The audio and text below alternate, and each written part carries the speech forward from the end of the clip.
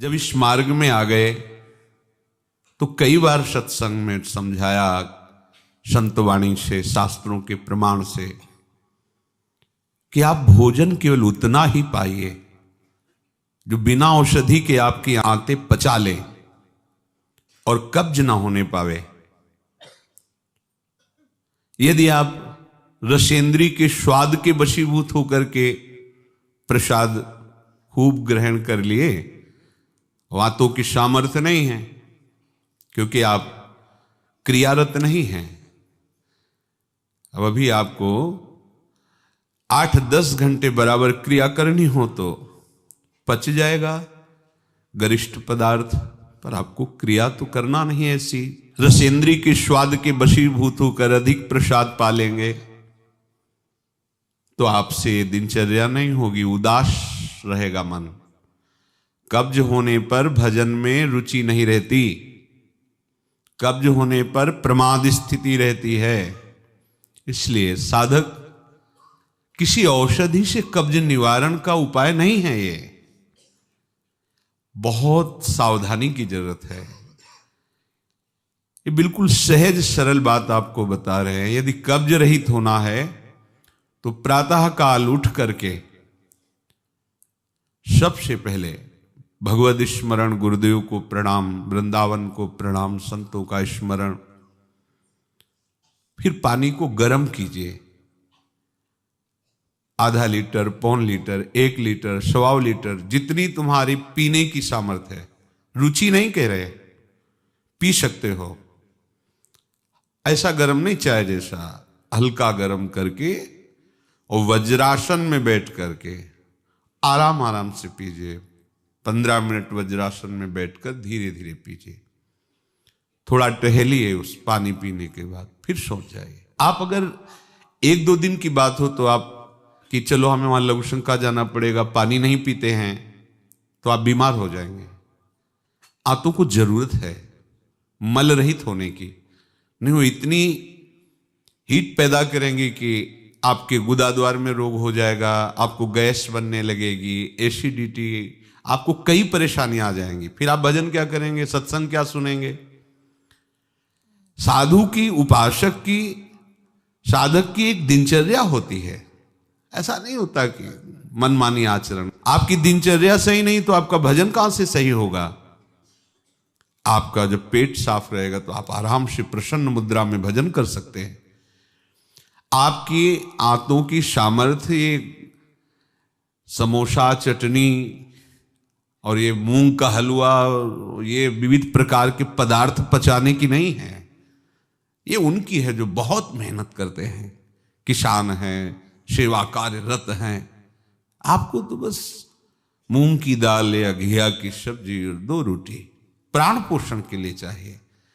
प्रसाद पाने के बाद आपको लगे कि मैं अभी 2 रोटी पा सकता हूं, इतने में बंद कर दो, क्योंकि हमें पानी भी इसमें डालना है, वायु के लिए भी खाली रखना है, पूरा यहां से नहीं ठांस लेना है। इसके बाद तुम घूमो वैद्यों के पास कि कब्ज है, पेट में गर्मी है, धातु रोग हो गया है। ये सब लक्षण तुम्हारी प्रमाद स्थिति के हैं। मनमानी आचरण। भागवतिक सत्संग के साथ साथ आपकी शारीरिक दिनचर्या के भी सत्संग हुए हैं। ऐसा नहीं कि ऐसी बात पहली बार बता रहे हैं। कब्ज रहेगा तो स्वाभाविक वीर्यपात हो जाएगा। आप गलती के आचरण करेंगे तो नस नाड़ियां इतनी शिथिल हो जाएंगी कि बिना किसी प्रयास के वीर्यपात हो जाएगा। नाना प्रकार की मन की जो वृत्तियां हैं उनको रोकने के लिए पहले हमें थोड़ा शरीर को स्वस्थ रखना है। स्वस्थ रखने का मतलब चर्बी बढ़ाना नहीं है। हल्का भोजन, साधक हो आप, प्रभु के भोग में सब कुछ बन रहा है, वो पा रहे हैं, उनकी महिमा है। हम इतना ले लेते हैं, प्रसाद भी हो गया, अपना जीवन यापन करते हुए भजन कर रहे हैं। कम भोजन, बिल्कुल कम नहीं, पर कम भोजन ये हमारी आध्यात्मिक शक्ति को बढ़ाता है। अधिक भोजन, सात्विक हो तो भी तमोगुण बन जाता है। दूध सात्विक है, आप थोड़ा लेंगे सतोगुण प्रकट करेगा, और आप अधिक मात्रा में ले लेंगे, वही सतोगुण बढ़ाने वाला तमोगुण बढ़ा देगा, प्रमाद स्थिति ला देगा। पेट साफ नहीं हुआ और डालते चले जा रहे हो तो क्या होगा? हाथों में वो जलन, ताप ऐसा पैदा होगा कि प्लास्टिक की तरह कड़ा हो जाएगा मल, और वही आपके फिर गुदाद्वार रोग और भी कई तरह के रोग। आप समझते नहीं। अरे भजन करने के लिए हमें जो अध्यात्म में चलना है, हमारी ये शरीर रूपी गाड़ी स्वस्थ होनी चाहिए। प्रारब्ध वशात अचानक कोई भयानक रोग आता है, वो हमें प्रभु सामर्थ्य देते हैं, नाम भगवान सामर्थ्य देते हैं, हम जिनका जप कर रहे हैं। लेकिन हम प्रमाद स्थिति में, तुम इनको पदार्थों को अच्छा समझते हो क्या? प्राण पोषण के लिए केवल जरूरत है, और ऐसा मत समझे कि अच्छे पदार्थ खा रहे। काहे को तुम मन की चक्कर में फंस रहे हो? संयम से चलो। पेट नहीं साफ हुआ, भोजन नहीं पाना, मत। खीरा ले लिया, मूली ले ली, काम चला ले। एक बार दोपहर में पा ले 2 खीरा 2 मूली, बस शांत। प्राण पोषण के लिए हो गया, अपने आप साफ हो जाएगा। सुबह जब पानी पियोगे एकदम साफ हो जाएगा। नहीं, भजन कहां है? कहां है वो वृत्ति जिससे हमें श्यामा श्याम के सुख वाला बनना है? बस यही दुख में घूमते रहो। फिर शाम के बना, दोपहर के बना, सुबह बना, फिर भी तृप्ति नहीं होगी। मान लो मेरी बात, ये माया की चाल है। साधु अपने शरीर पर शासन करता है, इंद्रियों पर शासन करता है। शरीर को जितनी आवश्यकता बस उतना कठोर बनो। इस बात के लिए, अपने लिए कठोर बनो, दूसरे की पवाने के लिए नहीं। दूसरा तो भगवत स्वरूप मान। अपने लिए हर साधक अपने लिए शासन रखे। पहले से देख लो, एक दिन पाके देख लो, मेरा 4 रोटी से काम चल जाएगा, बाल भोग की जरूरत नहीं। मत पाओ। जब आपका पेट साफ नहीं तो बाल भोग रुकेगा नहीं, राजभोग रुकेगा नहीं, क्योंकि बर्बाद ना हो जाए ना, वो शयन भोग रुकेगा नहीं। अब वो फूलता चला जा रहा है, क्रम से मल की परत पे परत जमती चली जा रही। आप इनको समझिए। अभी आप परमार्थ के मार्ग में चले हो, आपको बहुत जरूरी शरीर को हल्का और स्वस्थ रखना, नहीं आपसे भजन नहीं हो पाएगा। ये एक दिन का विषय नहीं कि आप सत्संग में आके बैठ गए हो गया। आपको नित्य सत्संग करना है, आपको नित्य वाणी पाठ करना है, आपको नित्य भजन करना है। आपकी दिनचर्या, आपका खान पान बिल्कुल संयमित होना चाहिए। देखो, यदि आप गंदी बातें करोगे, गंदी हरकतें करोगे, तो विश्व में कोई ऐसा वैद्य नहीं कि आपको ब्रह्मचारी दवा से बना दे। मान लीजिए, हमारी प्रार्थना मान लीजिए, यदि आपने अंगों को छेड़ा नहीं है तो लिख लो, आपका ब्रह्मचर्य क्षीण नहीं हो सकता। मानसिक चिंतन गंदा, प्रक्रियाएं आपकी गंदी, खान पान आपका ठीक नहीं, तो एक रोक के आप देखते जाना, आपको भजन में रुचि क्या, शरीर को नहीं संभाल पाओगे। मान जाओ मेरी बात। 24 घंटे में प्राण पोषण के लिए 2-4 रोटी काफी है। अरे संतों ने तो कई कई दिन भोजन नहीं मिला है, भजन एक तार चला है। आप भजन के लिए आए हो, भोजन बट वो क्या भाई, भोजन के लिए थोड़ी आप आए हो, भजन के लिए। सृष्टि में किसी भी पदार्थ की कमी नहीं, माया रचित है, वो ऐसे बढ़ते चले जाएंगे। अपने को एक सीमा रखनी खान पान की। एक नए साधक को देखा कि भोजन पाने के समय एक रस्सी में गांठ बांधे हुए थे, इधर और इधर, और जब उसी गांठ से फिट करके बांध लिया भोजन पाने के पहले। बस जहां पाए तो रस्सी टाइट, जहां रस्सी टाइट हुई तो बस छोड़ दिया, भोजन में ही छोड़ दिया। ऐसे फिर कोई कितना भी प्रयास करो नहीं पाते थे।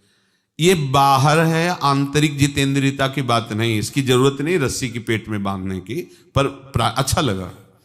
प्रारंभिक स्थिति में ठीक है कि हाँ जहां टाइट होगा तुम खोल, मतलब बंद कर देंगे, तो उसे पहले ही देख लो कि हमें इतना पाना।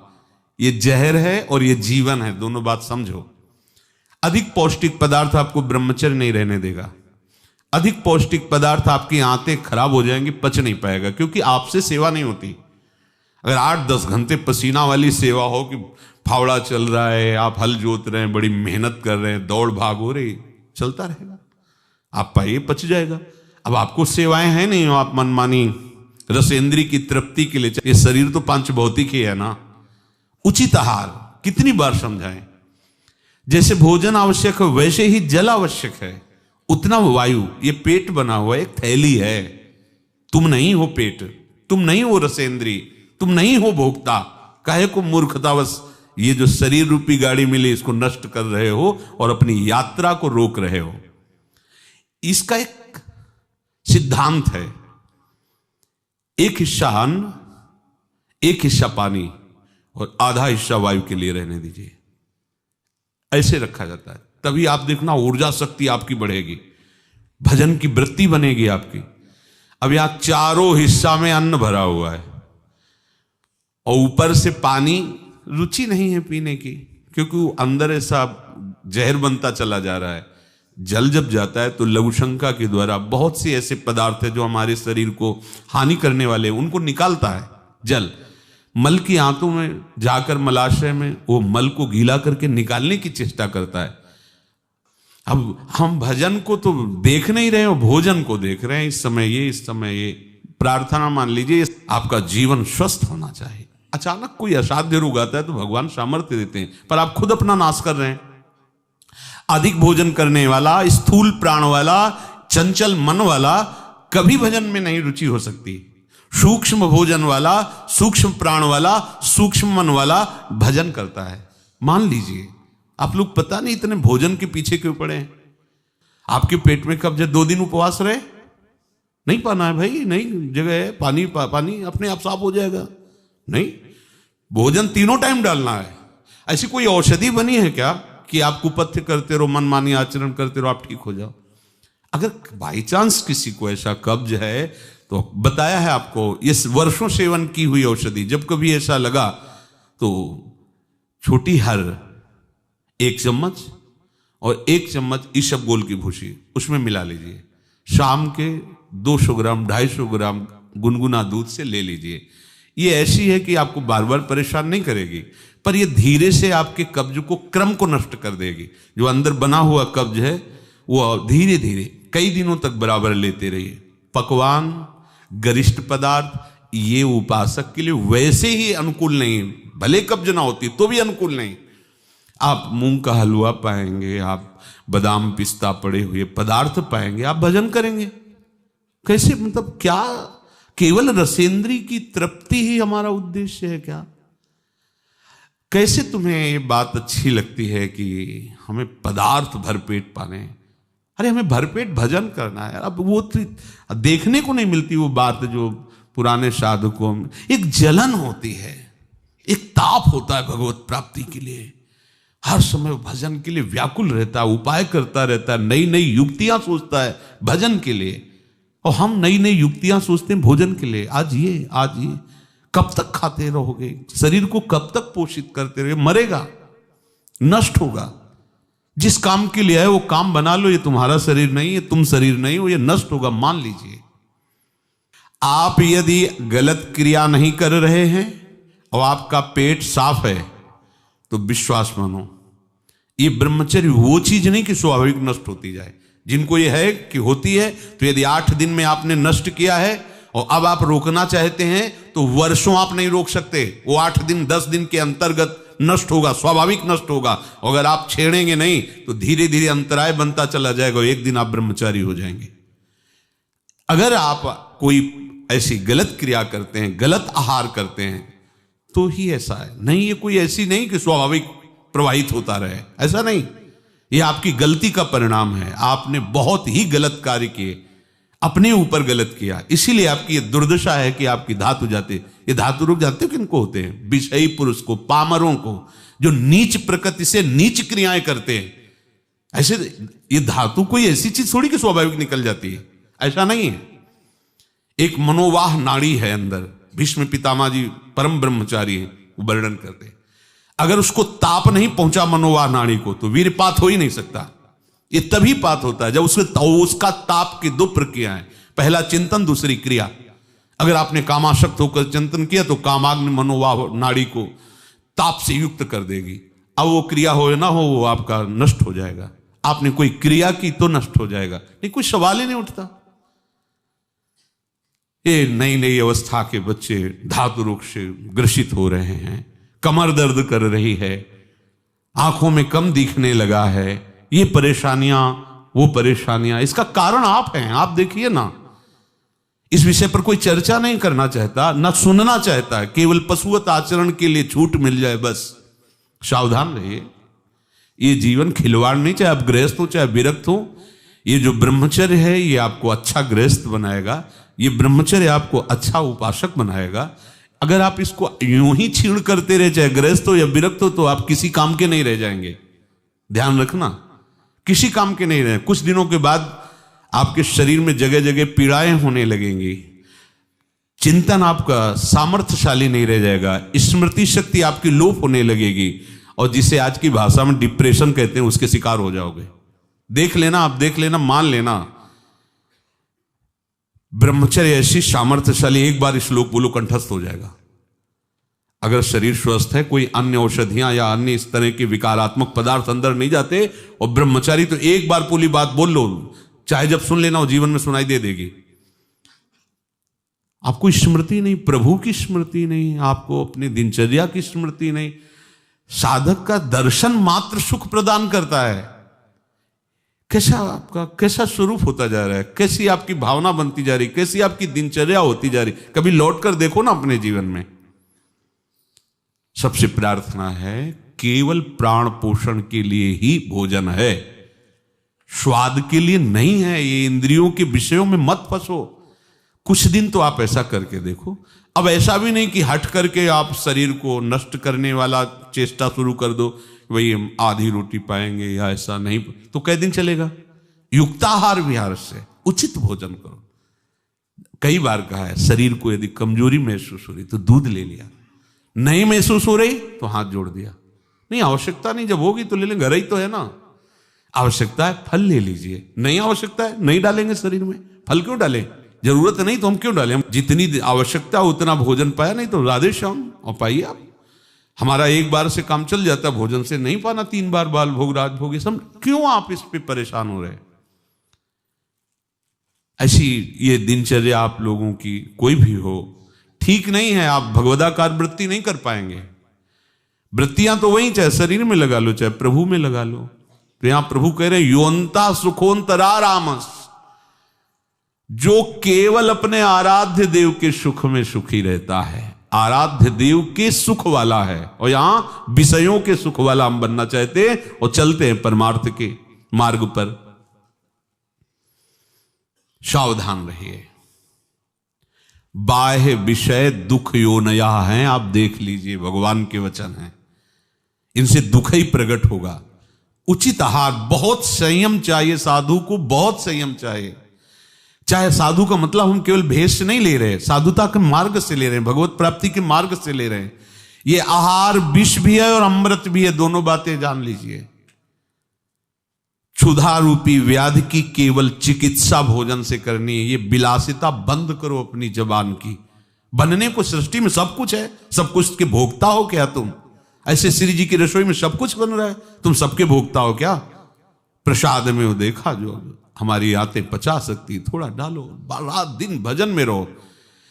जो अधिक भोजन करने वाला है वो मानसिक निरंतर नाम जप नहीं कर सकता, पक्का नहीं कर सकता। बातें बनाने से नहीं होती, जब मार्ग में चला जाता है तब पता चलता है।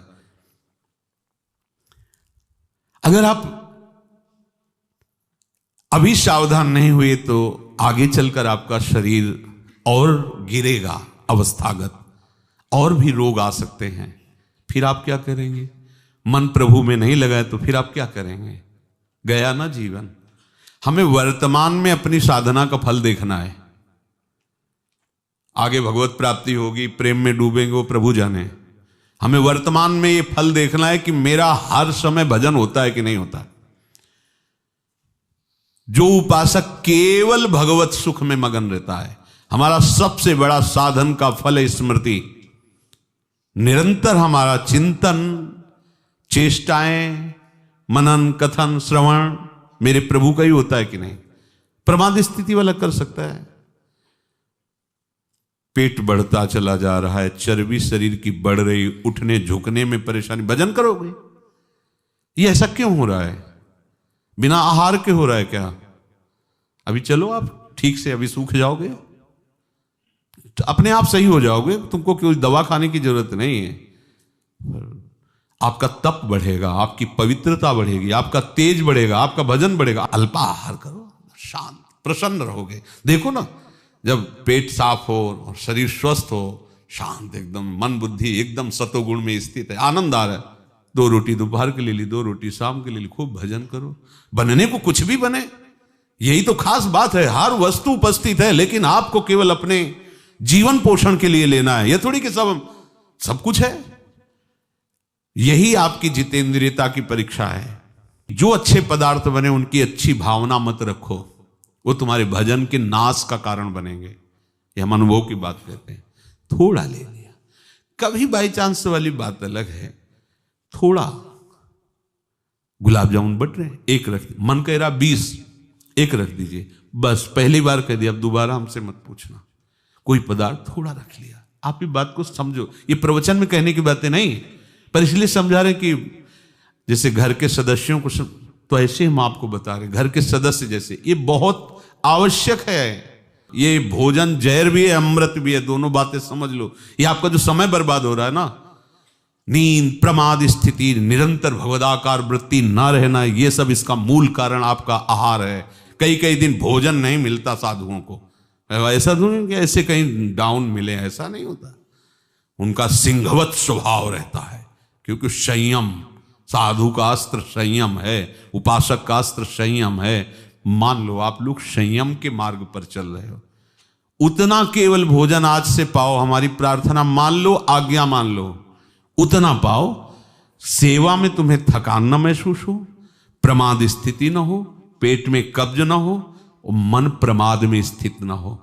सूखी रोटी और दाल पाने वाले का मन काम चिंतन नहीं करता, ध्यान रखना। वो हलवा, पूड़ी, कचौड़ी, रसगुल्ला खा के देख लो, अगर काम चिंतन न हो तो हमें बताना। ये प्रवचन पर्सनल है, आपके लिए है, अपने लिए है। इसको धारण करो, तभी आगे बढ़ोगे।